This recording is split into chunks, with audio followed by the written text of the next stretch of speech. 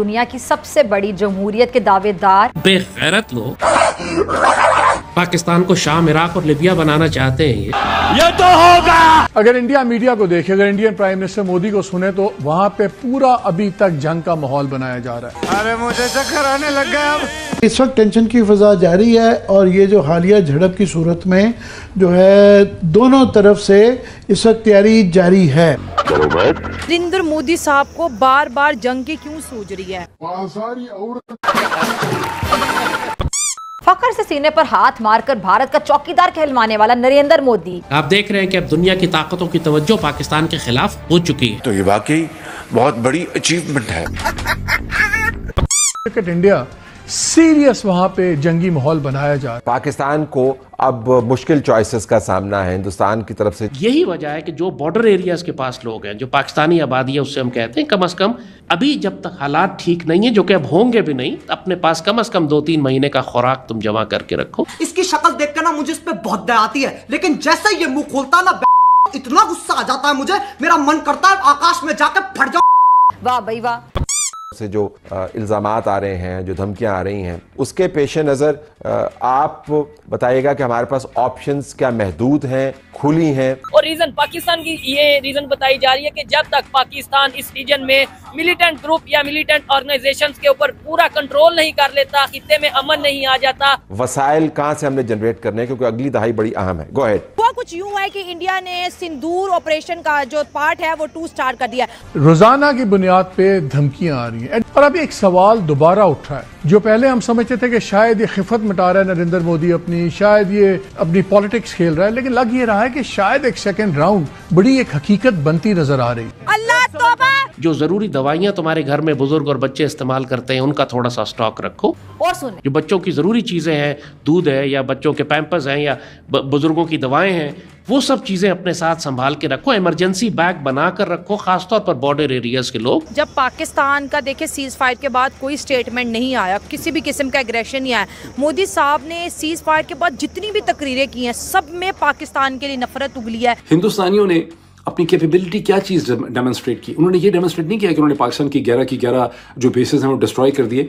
उन्होंने ये डेमोन्स्ट्रेट किया कि हम प्रिसाइज स्ट्राइक्स कर सकते हैं और पाकिस्तान का एयर डिफेंस सिस्टम हमारी प्रिसाइज स्ट्राइक्स को नहीं रोक सकता है। और नहीं तो क्या? अभी तो हम फायर कर रहे थे, उन्होंने ग्राउंड फोर्सेस डिप्लॉय नहीं की थी, उनकी फौजें हमारे इलाकों में दाखिल नहीं हुई थी, तो सारे लोग गांव और तोपों और मिसाइलों के गिर्द खड़े होकर तमाशे देख रहे थे। अब मुझे बताओ, अगर दुश्मन की फौजें ब्रेक इन करती हैं, सियालकोट की तरफ दाखिल होती हैं या चविंडा की तरफ दाखिल होती हैं या लाहौर की तरफ दाखिल होती हैं, तो फिर क्या लोग इसी तरह खड़े होकर तमाशा देखेंगे? हाँ भाई हाँ। ऑपरेशन सिंदूर के लिए इंडिया ने आप बॉर्डर के आसपास एरियाज में जी मॉक ड्रिलिंग स्टार्ट कर दी है। हरियाणा के अंदर ऑपरेशन शील्ड स्टार्ट कर दिया है कि अगर पाकिस्तान की जानिब से मिसाइल दागे जाएंगे तो किस तरह से अपने जो है ना डिफेंस को हमने इंश्योर करना है। तो ये जो अब की दफा ये आएंगे, पिछली दफा ये ग्राउंड फोर्सेज लेकर नहीं आए थे, पिछली दफा इन्होंने नेवी डिप्लॉय नहीं की थी, इस दफा डेफिनेटली ये ग्राउंड फोर्सेज डिप्लॉय करेंगे। जहां हम बात करते हैं कि सीज फायर हो चुकी है, दोनों कंट्रीज अब जंग की तरफ नहीं जाएगी, तो वहां पर इंडिया जो है ऑपरेशन सिंदूर के फेज 2 में एंटर हो चुका है। तो इस वक्त भारत के अंदर एक नई बात चल पड़ी है और वो ये है कि क्या भारत दोबारा पाकिस्तान पे हमला करने का इरादा रखता है? जो होने वाला है, पाकिस्तानी कौम को बहुत अच्छी तरह समझ लेना चाहिए कि अब की दफा आपको अपने शहरों से, अपनी आबादी के वाले इलाकों में से, अपने अर्बन एरियाज में ये जंग देखनी पड़ेगी अब की दफा, क्योंकि पिछली दफा हमने उन पर साइबर अटैक भी किए, उनका क्रिटिकल इंफ्रास्ट्रक्चर, सिविलियन इंफ्रास्ट्रक्चर था, हमने उसको भी शट डाउन किया, उनकी ट्रेन्स और रेलवे सिस्टम्स और उनके तमाम एयरलाइन, बिजली का निजाम वो हमने बंद किया। अगर वो हम पर साइबर अटैक नहीं कर सकते हैं तो वो फिजिकली अटैक करके हमारे पावर ग्रिड्स को या हमारे इंफ्रास्ट्रक्चर को डैमेज करने की कोशिश करेंगे। भारत के जो सरहदी इलाके हैं, राजस्थान है, पंजाब है और इसके अलावा जम्मू कश्मीर है और कुछ और सरहदी इलाके हैं, वहाँ पे मॉक ड्रिल्स भी हो रही हैं। सब में पाकिस्तान पर जो है अटैक की धमकी दी है, फिर से ऑपरेशन स्टार्ट कर दिया है। What Modi actually want? India जो है वो नए नए सिलसिले शुरू कर रहा है। सुनने में आया है कि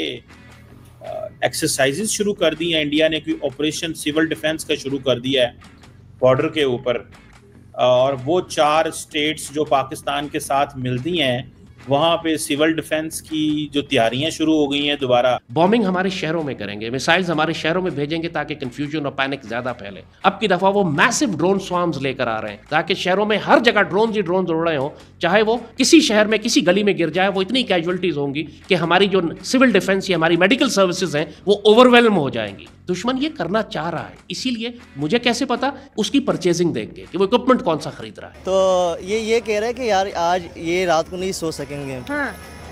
बल्कि हम तो ये कहेंगे जब जंग छिड़ती है हम तो और भी मतलब खूब सोते हैं, हमें तो मजा आता है। तेरा तो गेम बजाना पड़े। We on 9th and 10th night we decided to respond in a measured fashion to Indian aggression, and we had decided that at 4:30 in the morning after Fajr prayers, Pakistan Armed Forces led very ably by our Field Marshal, Chief Army Staff sitting here, Syed Asim Munir, to teach a lesson to our enemy. But before that hour reached, India again launched missile attacks, BrahMos, and hit Pakistan's various provinces, including airport in Rawalpindi and other places. अरे beggars cannot be choosers. हमारा पानी बंद कर देता है क्योंकि सरहद उसने बंद किया हुआ और सिंतास मुआहदा जो है उसको दोबारा इंटैक्ट नहीं करता, तो हमारे पास फिर ऑप्शन यही बचेगा कि हम उनके डैम्स उड़ा दें। तो क्या ये ऑप्शन है हमारे पास? डैम तो उड़ा सकते हैं, लेकिन आपको पता है आप साइबर अटैक करके आप गेट भी खोल सकते हैं डैम्स के। अच्छा, वो भी सारे इलेक्ट्रॉनिक है ना, इलेक्ट्रिकली कंट्रोल्ड है। आप उनके जैसे अभी हुआ था, आप उनको जिस तरह आपने उनकी पूरी 70% पावर बंद कर दी है, आप उनके डैम के गेट्स खोल दें यहाँ से बैठे बैठे। तो हमारे पास ऑप्शन है। हाँ, ये बिल्कुल। और हमारी कैपेसिटी भी है, ये कैपेसिटी भी है, क्यों नहीं है कैपेसिटी? जब चाहेंगे गेट खोल दें। अभी तो उन्हें खोले रखे हुए थे ना, अगर बंद कर तो फिर देखते हैं। आज यौम तकबीर है, मैं यहाँ कराची के इंटरनेशनल एयरपोर्ट पे खड़ी हूँ और आज के दिन जबकि हमें पाकिस्तान की अचीवमेंट्स को सेलिब्रेट करना चाहिए, मैं ये देख रही हूँ कि यहाँ पर किसी भी वॉशरूम में पानी नहीं है। लोग वजू करना चाह रहे हैं, नमाज पढ़ना चाह रहे हैं, बच्चों को लेकर वॉशरूम जाना चाह रहे हैं और पानी नहीं है। हमारे एयरपोर्ट्स का, हमारे इंस्टीट्यूशंस का, हमारे सिस्टम्स का ये हाल क्यों हो गया है? और कोई इस चीज़ को मानने के लिए राजी नहीं है कि ये गलतियां हैं जिनको ठीक करने की जरूरत है। बड़े बड़े प्रोजेक्ट्स बन रहे हैं, नई ट्रेन्स के बारे में बात हो रही है, लेकिन पुराने सिस्टम्स को, इंटरनेशनल एयरपोर्ट के बाथरूम्स तक में पानी मुहैया नहीं हो रहा। अफसोस का मकाम है। 2007 से मैं मीडिया पे हूँ, एक ही अजान दिए जा रहा हूँ। लोगों ने तो मुझे गजवा हिंद और भारत, आप गजवा हिंद ना माने इसको, आपको इंडिया के साथ एक फाइनल कॉन्फ्लिक्ट तो करना ही है। 2007 और 8 में हमने कहा था कि आखिरी लड़ाई भारत के साथ, तुम अगर कश्मीर की ज़मीन पर नहीं लड़ते हो, कश्मीर के मुसलमानों के लिए नहीं लड़ते हो, तो कश्मीर के पानी और दरियाओं के लिए तो तुम्हें लड़ना ही पड़ेगा। इंडिया के पास कैपेसिटी नहीं थी कि वो हमारे दरिया रोक सके, इसलिए उसने इंडस वाटर ट्रीटी को चलने दिया था। लेकिन जब उसके पास कैपेसिटी आ गई, एक मिलिटरीली अपने आप को उसने इतना स्ट्रांग कर लिया कि अपनी धमकी को वो बैक कर सका। उसने ये समझा कि जो मैं धमकी दे रहा हूँ उसके मुकाबले पे मैं फौजी ताकत लाकर भी खड़ी कर सकता हूँ। और दूसरा, उसने इंफ्रास्ट्रक्चर इतना बिल्ड कर लिया कि वो हमारे दरियाओं का पानी वाकई रोकने के काबिल हो गया, जो पिछले 60 साल से वो इस काबिल नहीं था। तो अब लाजमी बात है कि जब मोदी ने ये एडवेंचर किया, और इस एडवेंचर से भी पहले बिल्कुल आखिरी 2-3 महीने में तो हम बिल्कुल ही रेड फ्लैग लेके खड़े हुए थे कि अब तो ये बिल्कुल ही आने वाला है। और जो पिछले 20 साल से ये तैयारी कर रहा था, जिस किस्म की डिप्लॉयमेंट थी, जिस किस्म की वेपन एक्विजिशन थी, जिस किस्म की ट्रेनिंग थी, और सबसे बढ़कर जिस किस्म का रिटोरिक था, जो नैरेटिव ये बिल्ड कर रहे थे, बिल्कुल वाज़ेह बात थी कि किसी भी लम्हे कोई भी फॉल्स फ्लैग करके ये पाकिस्तान में दाखिल हो जाएंगे।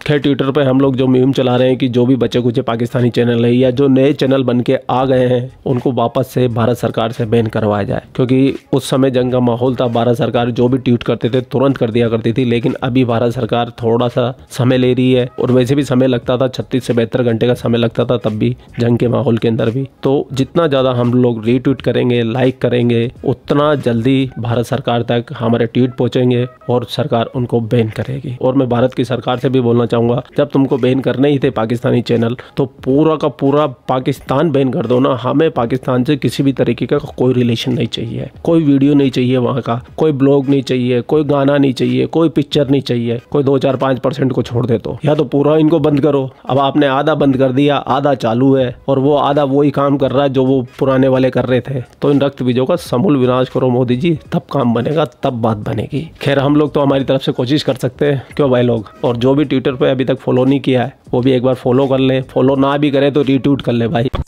आप लोग अपना ख्याल रखें। आपका भाई आपके लिए पाकिस्तान से रिलेटेड वीडियो आता रहता है। जय हिंद, वंदे मातरम, जय श्री राम, जय श्री राम, जय श्री राम।